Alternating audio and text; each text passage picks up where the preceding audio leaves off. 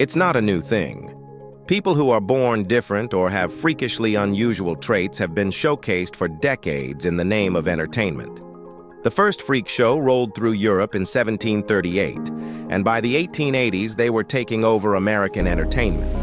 For more than a century, crowds lined up to see dwarfs, giants, bizarre animals, massively obese men, and women so weird they looked unreal, all for the sake of spectacle. In this video, we're diving deep into the lives of 15 circus freaks you never knew actually existed. Let's start off with number 15, Olympe Bradna. Olympe practically grew up inside a circus ring. Her parents, Joseph and Jean Bradna, were celebrated European equestrians who later toured with a polished dog act, and her aunt and uncle were major names with Ringling Brothers. Olympe joined the routine before she could form sentences, and by 8, she was landing solo spots that left crowds in awe of her acrobatic dance routines. Raised in Paris, she performed at the Folies Bergère and other prestigious venues before leaping into film at just 13. After roles in Roger La Honte and Flofloche, Paramount offered her a 7-year contract in 1936. She took English lessons, then appeared opposite Robert Cummings in 3 Cheers for Love.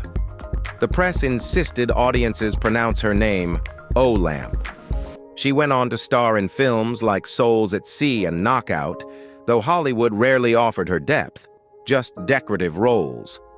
After marrying a wealthy Santa Barbara man, she stepped away from film, but she never drifted from her roots in performance.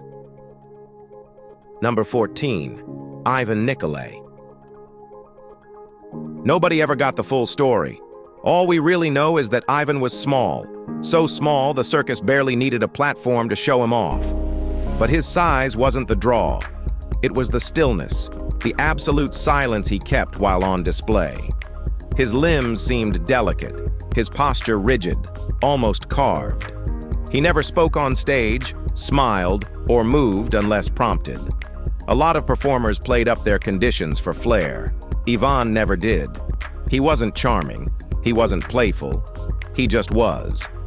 Spectators often left uneasy, unsure whether what they'd seen was a performance or something else entirely. Some believed he had a condition similar to primordial dwarfism. Others thought he might have been older than he looked. Records are scarce. Just a few posters, a grainy photo, and a scribbled line in a show ledger. Ivan, quiet, unsettling, packs the tent.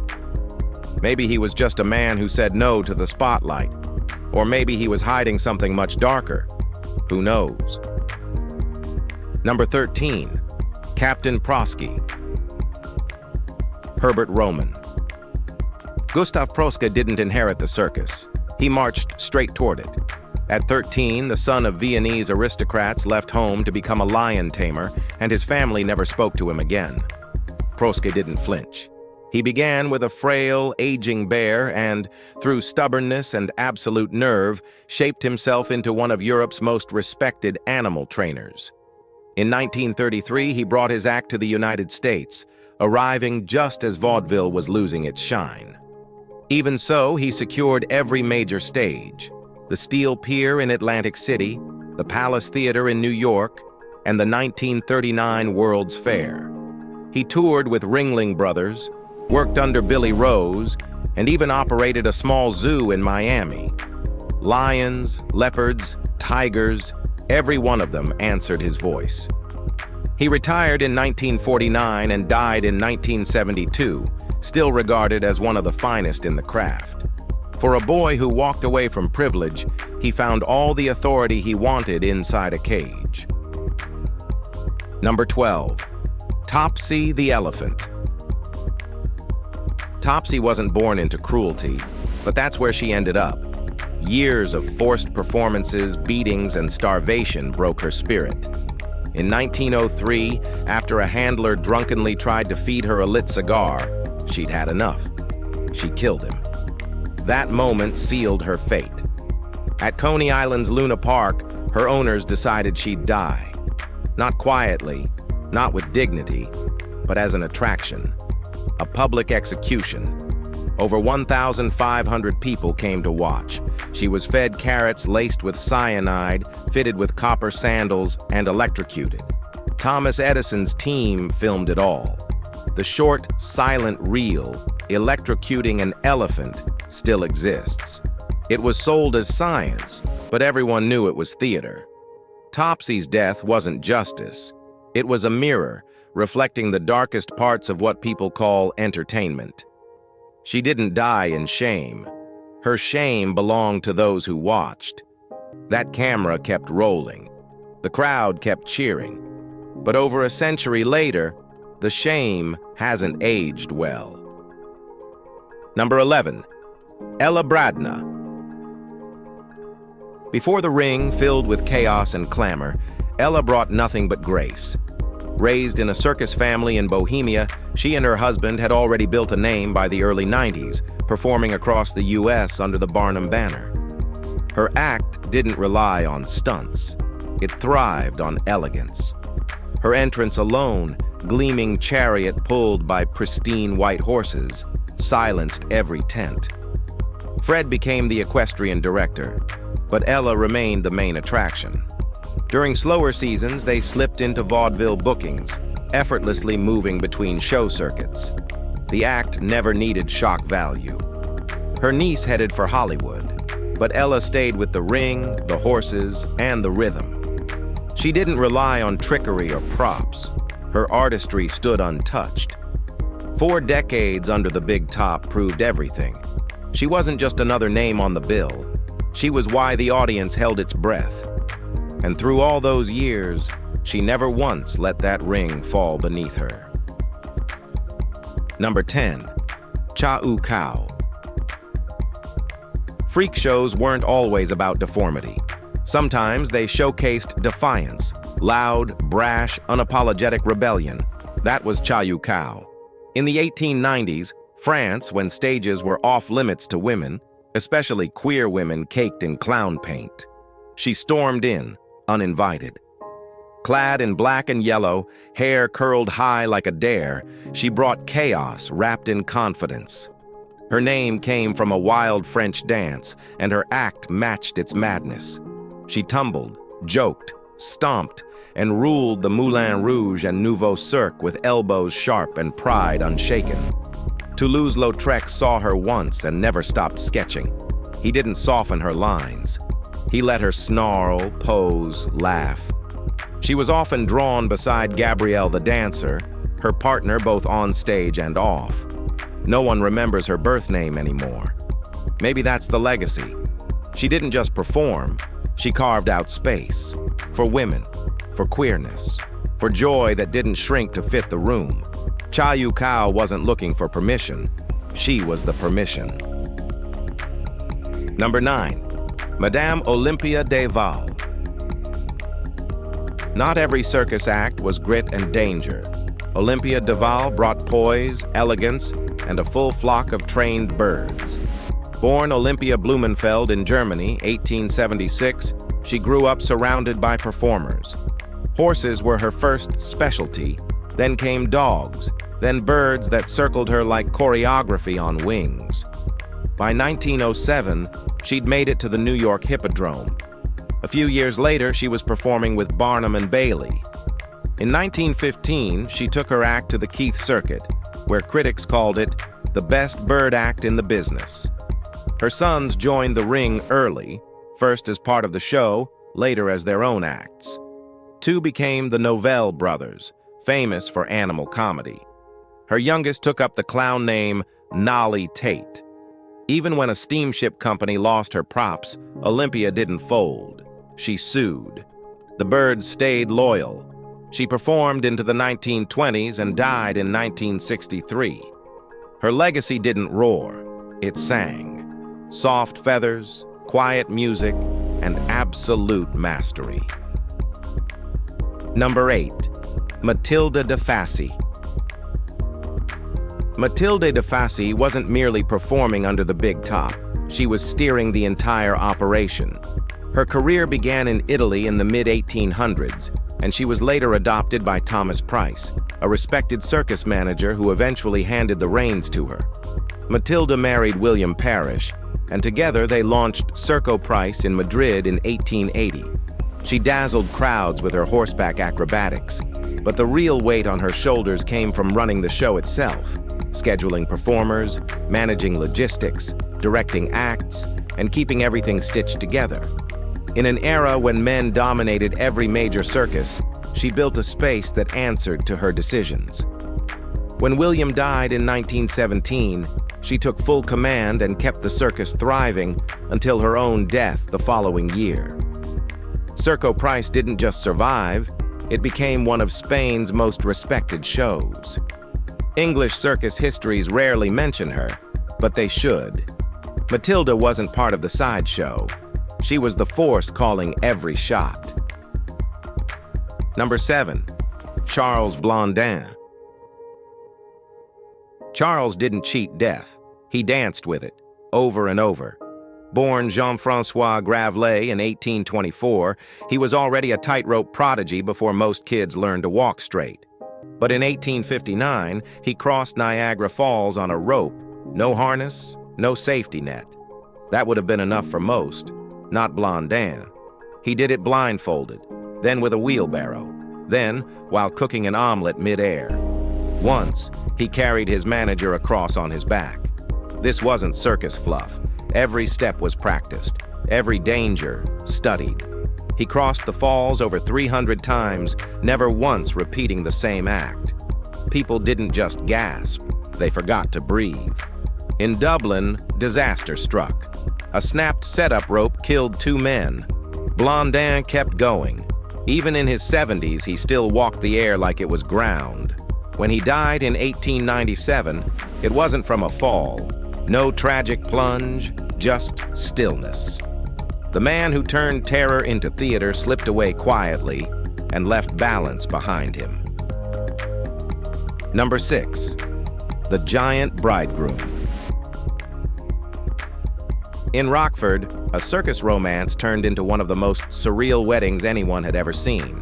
Clifford Thompson, 34 years old and hailing from Scandinavia, Wisconsin, stood at a staggering 8 feet 7 inches. He claimed to be the second tallest man in the world. The bride, Mary Bars, 32, a Milwaukee native, stood at a modest 5 feet 5. Side by side, the photo made headlines. Towering giant and ordinary woman, smiling like it was the most normal day on earth. But this was no publicity stunt. Clifford and Mary met while touring with the same traveling circus and built something rare in that world, a genuine connection. Off stage, Clifford wasn't the looming figure people paid to gawk at. He was quiet, thoughtful, and completely smitten. Their wedding wasn't a sideshow. It was just 2 people saying yes, under the big top perhaps, but with real hearts behind the spectacle. The press called it bizarre, but to them, it was just love. Number 5. Dolores Valicita. Dolores Valicita, also known as Dolly V. Hill, was among the few women working with big cats during the early vaudeville era. Spanish-born, she performed on stages like Keith and Proctor's in New York, Coney Island's Luna Park, and countless venues across the U.S. by 1906. Her act was never a gimmick. She had trained animals for Frank Bostock and Popcorn Hill, 2 of the biggest names in animal showmanship. Her troupe of 6 Indian leopards performed coordinated routines, balancing on globes, seesaw tricks, spinning on electric wheels, forming pyramids, and even playing bells while she accompanied them on piano. It blended danger, precision, and artistry. In 1925, during a training session inside a rented building in Bay City, Michigan, her favorite leopard leapt toward her, not with malice, but with affection. That single movement proved fatal. Her throat was torn, and she died instantly. For decades, her grave sat unmarked until 2010, when the local cemetery finally gave her a stone worthy of her name. Number 4. Maria Rasputina. Maria wasn't just her infamous father's shadow. After Rasputin's assassination, she married his chosen successor, Boris Soloviev, a man deep into seances, mysticism, and financial fraud. The couple fled Russia during the revolution, drifting from country to country in survival mode. After Boris died of tuberculosis in 1926, Maria, now a widowed mother, turned to the only thing she still carried, the Rasputin name. With a background in dance, she began performing dramatic reenactments of her father's murder for Circus Bush by 1929. Eventually, she worked with trained ponies and joined big names like Forepaw Sells and Hagenbeck Wallace.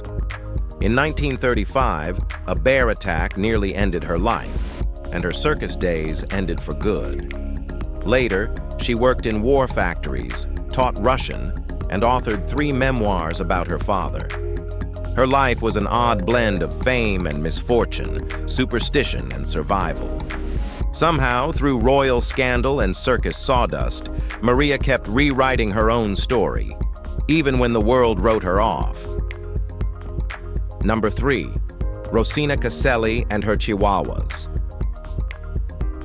Rosina Caselli may be the only circus act in history remembered for a team of acrobatic Chihuahuas. Born in France, she sang, danced with flair, and trained a dozen tiny dogs to perform acrobatic routines that rivaled human gymnasts, only more charming. Her act likely began in English music halls around 1900 and went global, with stages from London to San Francisco, Australia to South Africa. In 1908, she advertised in Variety, claiming she was the first to incorporate motorized vehicles into animal acts, way back in 1901. Her dogs didn't just perform. They drove in, leaped to bars, flipped through hoops, and even play-fought over seating. One would exit stage left, pulling the tiny car himself. Audiences were floored. Her final known performance was at the 1915 Panama Pacific Expo. Caselli passed away in 1936, but the praise still echoes. Critics once claimed her dogs were smarter than most humans. Considering their timing and showmanship, it's hard to argue with that. Now, let's head over to Number 2. Isaac Van Amberg. Before lion tamers became legends, there was Isaac, the man who walked into cages as he owned them. Born in 1811, he started cleaning animal pens at the New York Zoological Institute. That should have been the ceiling.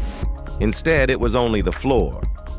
He stepped into the cage wearing a Roman toga and made lions sit, bow, and hold their mouths open on command. He wasn't in it for thrills. He wanted control. He was the first to shove his head into a lion's jaws, not for applause, but because he could. By the 1830s, he was touring England, performing at Astley's Amphitheater, and winning over Queen Victoria. But his methods weren't gentle, whips and fear. Even then, people flinched. Still, the crowds kept coming. His name stayed on the marquee long after he died in 1865, used professionally until 1922. Isaac didn't invent taming, but he made it a spectacle. And in the shadows behind the applause, he turned cruelty into command. Number 1. Pablo Fanck. Everyone knows the name, thanks to that surreal Beatles track, Being for the Benefit of Mr. Kite. But what most people don't realize is that Pablo wasn't just a strange name on a vintage poster. He was real. Born William Darby, he rose to become one of Victorian Britain's most iconic circus impresarios. Fanck was an equestrian virtuoso, an acrobat, and a dazzling showman who didn't just break into the spotlight, he shattered every norm around race and status. A man of color running his own circuses in 19th century England? That wasn't rare. It was nearly impossible. Some trace his ancestry to Africa, others to India. Regardless, he trained under circus legend William Batty and went on to launch his own shows, even operating permanent circus theaters across Britain. For over 30 years, his name topped the bill.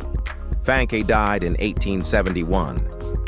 But long before Lennon stumbled upon that poster, Pablo Fanck had already earned his place in history. on his own terms. If you enjoyed this video, be sure to like, share, and subscribe for more content like this. Thanks for tuning in, and we'll see you very soon.